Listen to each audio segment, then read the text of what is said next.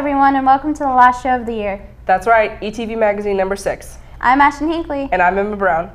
Hey Emma, didn't you get dress coded for that earlier this year? Yeah, as a matter of fact I did. I've heard a lot of complaints about the dress code lately. Yeah, me too. Reporter Clayton Handy caught some people's opinions.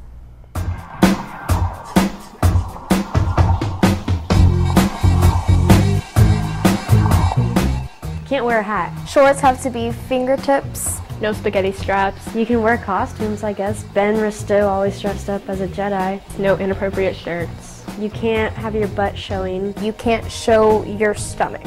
But it's basically just whatever the administration deems inappropriate. Have you ever been told you couldn't wear something in school? A favorite hat or t-shirt? Some kids express their frustrations on the school's dress code. Okay, you can tell that this school has favorites. I definitely feel like the dress code is kind of restricting people's individualism. It needs to have a description of what the dress code actually is. It needs to be specified, otherwise you can be not bullied but targeted by the administration. Other girls can wear things that show like a lot of their stomach and nothing happens to them. You get pointed out more than other people in the school who the administration kind of just leaves alone, even if you're wearing the same thing. Some of the stuff that they dress code for really isn't fair because it all depends on your body type. And if your body type's different than someone else, then you are more likely to get dress coded for the same thing. That was interesting, but Mr. Conrad has a different side of the story. Well, we're not out in the classroom as much as teachers are. We've kind of looked at a policy that we let teachers send them to us. In the fall and the spring, when the weather's nice, it seems to be more of an issue. Hats are an issue all year round. We came from Goddard High where we had a strict dress code, so we came up here with trying to, in Eisenhower, to try to police ourselves and then let kids police themselves. And for the most part we do okay, but then there's always some of those glaring incidents that we do have. For ETV Magazine, I'm Clayton Handy. Did anyone else see students in orange dress picking up trash along the highway? Yep, Jaden Van Sickle hits the road to get the scoop. Every year, the Science Club gets together and picks up the trash along Kellogg.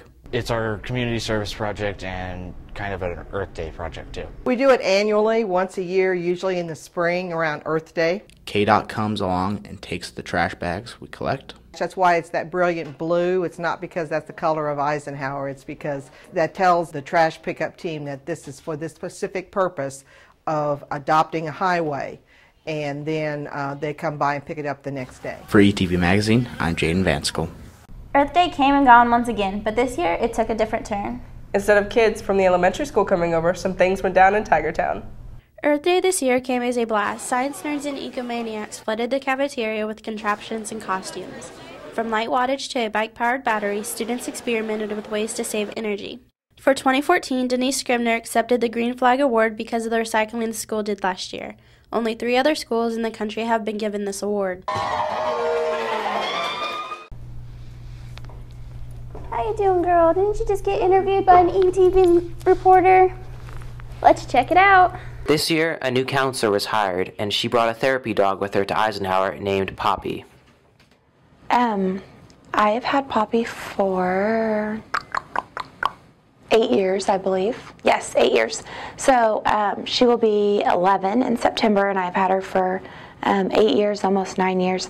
I applied for a grant from Kansas Specialty Dog Service, and I was awarded the grant to get her from that facility. Poppy will come in at different times throughout the day, and if we have classes in, she'll walk up and down between the classes, whether they're checking out books or on the computers, and she always comes up behind the counter for us to love on her as well. So Poppy went through 2 years of obedience training and was also trained to become a service dog, which would be either a seeing eye dog or some type of an assistance dog, but she didn't grow big enough, she didn't end up being big enough, and so then they allowed her to become a therapy dog in the school setting.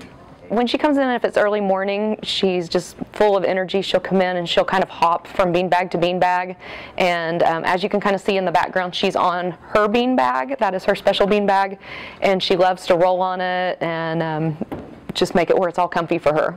She gets checked out several hours a day, and she goes to class with the students. She does very well with sensing when people are upset or very anxious, and she's good therapy for everyone. She's used to me going there and getting her from PE, so whenever she sees me, she's like, ooh, PE time. She accidentally got hit with a ball when we were playing 5-base, and so she started running and went to all the bases and made a home run, so she got a point for one of the teams. Do you like being at Eisenhower? I think that was a good response, a good reaction. Do you shake? Oh, from ETV Magazine, this is Austin Antoli. We'll be back with ETV right after this. My mom used to tell me I look like the night skies. With my smile so bright and freckles around my eyes, she'd hug me and say how lucky she felt.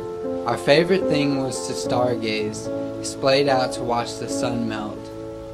3 sisters, 2 brothers, and a lion to share. And we'd tell stories, we'd laugh at the things that the others would compare.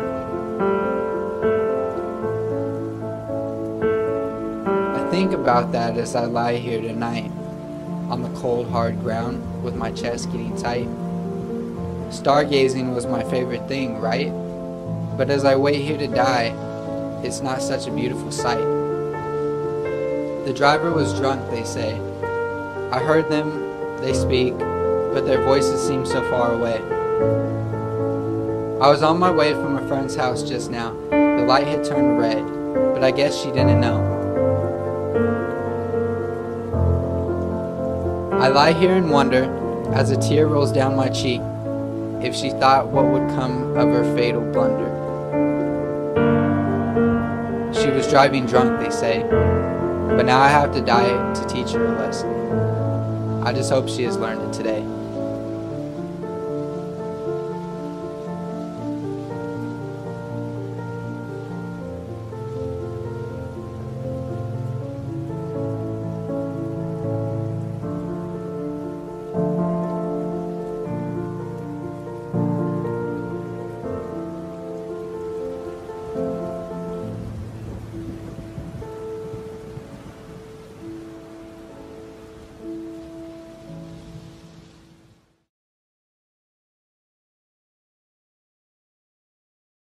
Well, it kind of depends on where you are when a tornado is going to strike, because if you're at home and you have a basement available, that's always going to be the safest place to be during a tornado. Some people don't have basements, so in those situations, closets or bathrooms are good places to be. We remind everybody to stay as far away from windows and doors as you can. And of course, if you're out driving around in your car, it's probably not a good idea to try to ride it out in a vehicle. So in those types of situations, the best bet is to seek shelter getting down into a ditch. Well, you definitely don't want to try to outrun a tornado. That's never a good idea. And during tornado situations, you know, it's very important to remember to stay away from windows, of course. And other than that, pay attention to what's going on, changes in the storm track that may be going on, and just be listening for updated information. You want a plan that, you know, you're going to take a direct hit and lose everything. Stuff like medications. You know, if you were to take a direct hit, you don't want to be without those. You also want to plan to have bottled water with you in case you would lose the water supply. So you want to have that type of stuff, maybe a day or two worth of clothes with you, some type of non-perishable food items, just any basic necessities that if you were to take a direct hit and lose some of the stuff that we take for granted each and every day, you'll at least have enough stuff to survive and get by. Everyone in the Goddard School District kind of knows that there's not a lot of racial diversity in the district. This doesn't make it a bad district. In fact, the district is known as one of the best in the state.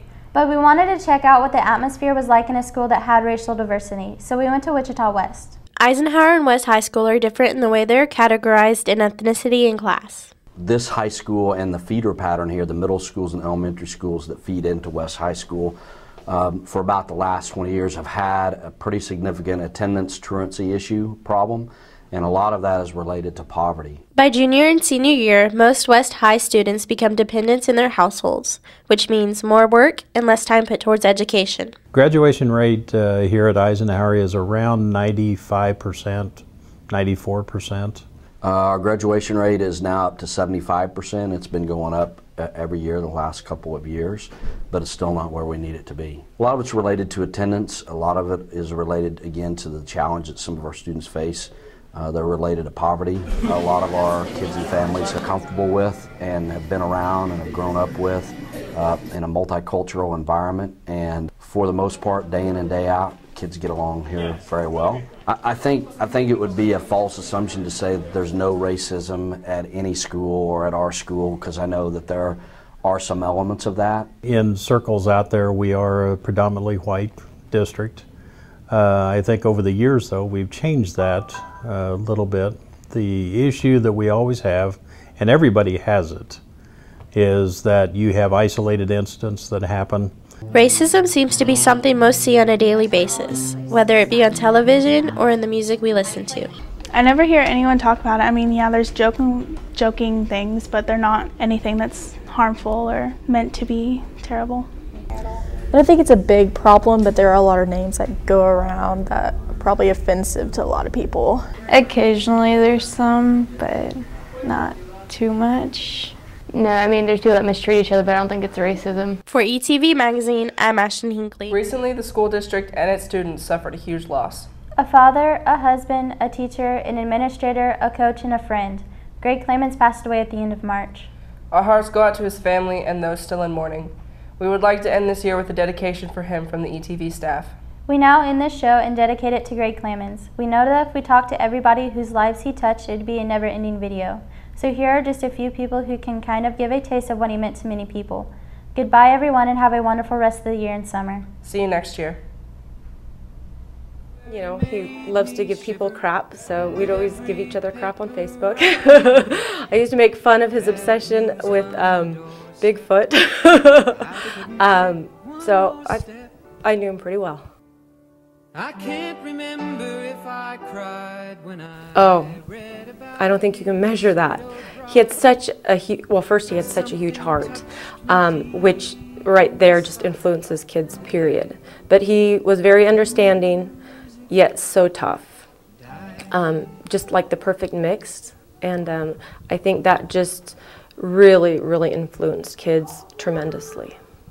Everybody here contacts each other, you know, through text message, and so the day that I found out via text, my phone had blown up because I hadn't checked it for about three hours or something like that. And when I saw it, I didn't believe the words, and it took me a very, very long time. So to have that stick in my head.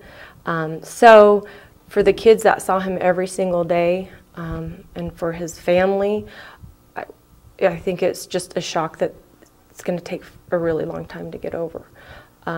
He was just so loved, and if you went to the funeral, you knew. Just looking at the funeral you could see how much people loved him. And as they should, because he has such a big heart and was such a good guy. This'll be the day that I die. They were singing bye bye Miss American Pie. Drove my Chevy to the levee, but the levee was dry.